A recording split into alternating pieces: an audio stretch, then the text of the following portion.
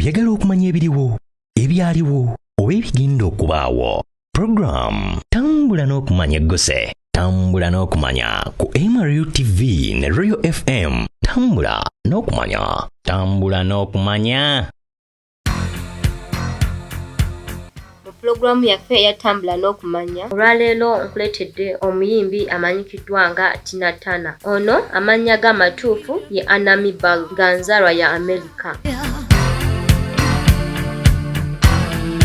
Ono yazaalibwa ennaku z'omwezi 26 omwezi ogwa Museenene omwaka 1939. Ono yazaalibwa omwami n'omukyala Zelma Priscilla ne Floyd Richard Bald mu kabuga akayitibwa Nutbush, era nga baazaalibwa abawala 3 bokka, era ono ye yali omuto asembayo nga yafudde mu mwezi ogwokutaano ennaku z'omwezi nga 24 omwaka 2023. Ono yali muyimbi, muwandiisi wa nnyimba era nga muzannyi wa firimu. Yali yakazibwako erinnya lya The Queen of Rock and Roll. Ono yasituka n'afuuka omuyimbi omukulu mu Ike and Tina Turner Review nga tannaba kwetongola kuyimba yekka. Tina yasomera mu masomero nga Semina High School mu 1958. Eyo gye yava ne yeegatta ku Flag Grove School. Eno nga yalinayo etterekero ly'ebintu ebikadde eryazimbibwa kojjaawe mu 1989. Eno gye yaterekanga ebintu bye eby'omuwendo omuli ebyambalo bye, ebiwandiiko n'ebirala bingi. Teyakomaawo, yeegatta ku George Washington Carver High School mu 1958 nga Tina Turner tannaweza myaka 17 jjajjaawe gwe yabeeranga naye we yafiira. Ku lumbe lwa jjajjaawe, Tina Turner yaddamu okukwatagana ne maama we, era ono we yamusuubiriza okumuwa obulamu obujja mu ssomero lya St. Louis. Enkolagana ya Tina Turner ne maama we yafuukira ddala ya muggundu okumalira ddala emyaka mingi, newankubadde nga maama we yamala n'afa mu mwezi ogw'ekumi mu mwaka 1999. Bye yakola mu rock music byaleeta abantu bangi okumukazaako erinnya lya The Queen of Rock and Roll. Ono yatandika okuyimba ne bbaawe Ike Turner nga mmemba wa Ike and Tina Turner Review. Tina Turner yasinkana Ike Turner mu 1956 mu Night Club. Oluvannyuma lw'emyaka 2 okuva Tina Turner we yeegatta ku bandi ya Ike mu 1958. Nga wayiseewo omwaka mulamba, Tina Turner yannyikira mu mukwano gw'ekimmemmete ne bbaawe Ike, era awo yazaalira n'omwana Ronnie Turner mu 1960.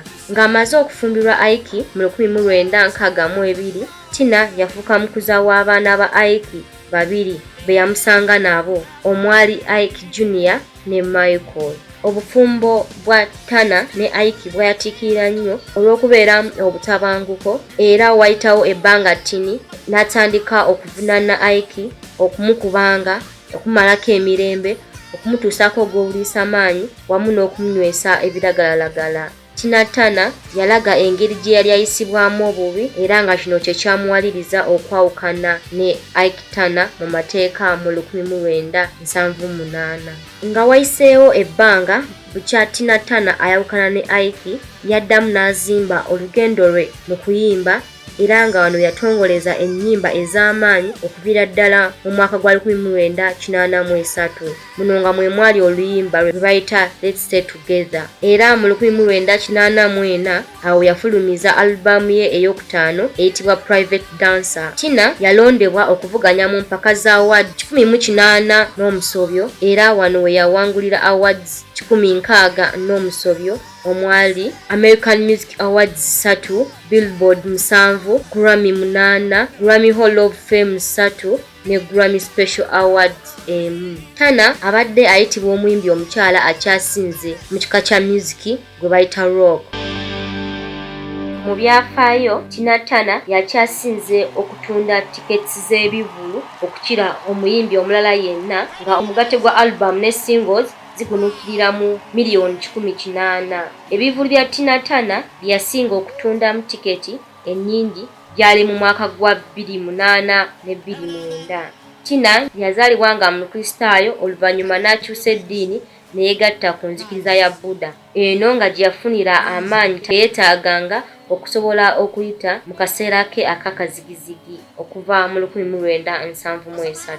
Rolling Stone yamuwa ekifo kya 63 ku bayimbi 10 abaaliwo era natwalibwa okubeera nga Queen of Rock and Roll. Queen of Rock and Roll nga ye Tina Turner yafumbirwa mu malya ga mirundi 2 mu bulamu bwe nga muno mwalimu Ike Turner ne Erin Bach.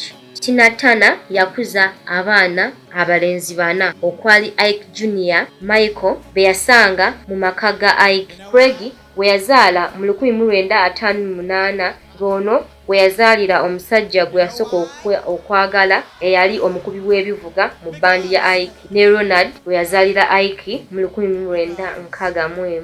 Okuyita myaka gye-67 Tina ne Ike bafuna ettutumu. Tina n'abayimbi ba bandi ye basikiriza abayimbi bangi omuli Mick Jagger owa Rolling Stone. Mu gye-60 Tina ne Ike bafulumya ennyimba nnyingi nga muno mwe mwali A Fool in Love, Gonna Work Out Fine, I Idolize You, River Deep ne Mountain High, ne producer waabwe Phil Spector.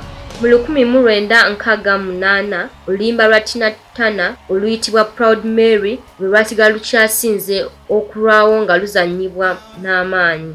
Proud Mary lwe lwasinga okubakolera ssente era nga lwali ku nnamba 4 Billboard. Mu mwezi ogwokusatu mu mwaka 1971 oluyimba olwa Proud Mary lwe lwamuwanguza award ya Grammy ng'omuyimbi akyasinze mu R&B mu maloboozi. Mu mwezi gwe-12 oluyimba Turner lwe yaddamu oluyitibwa Let's Stay Together lwabalibwa ku nnamba 6 mu Bungereza era ne lufuukira ddala olw'amaanyi mu nsi yonna ne mu nsi endala ez'abazungu. Mu mwezi ogwokusatu mu 1984 oluyimba lwa Let's Stay Together lwabalibwa ku nnamba 26 ku US Billboard mu nnyimba 10 ezisinga era nga n'oluyimba lwatuukira ddala ku nnamba ey'okutaano mu nnyimba ezikyasinze ku R&B wamu ne dance chart. Mu 1984 Turner yategeka Ebony Magazine gye yayita An Amazing Comeback. President Bush yayogera ku bukugu bwa Turner, amaanyi n'amagezi g'akozesa n'annyonnyola amagulu ge nga gakyasinze okumanyikibwa mu show business. Abayimbi ab'enjawulo bamujagulizaako omuli Oprah Winfrey ne Melissa. Nga 12 omwezi ogwe-12 omwaka 2007 Tina yayisa obubaka ng'abuyisa mu mwogezi we obwali butegeeza abantu okufa kwa bbaawe Ike Turner. Okuva lwe baali bayawukana Tina Turner yali taddangamu kukwatagana na bbaawe okumalira ddala emyaka 3.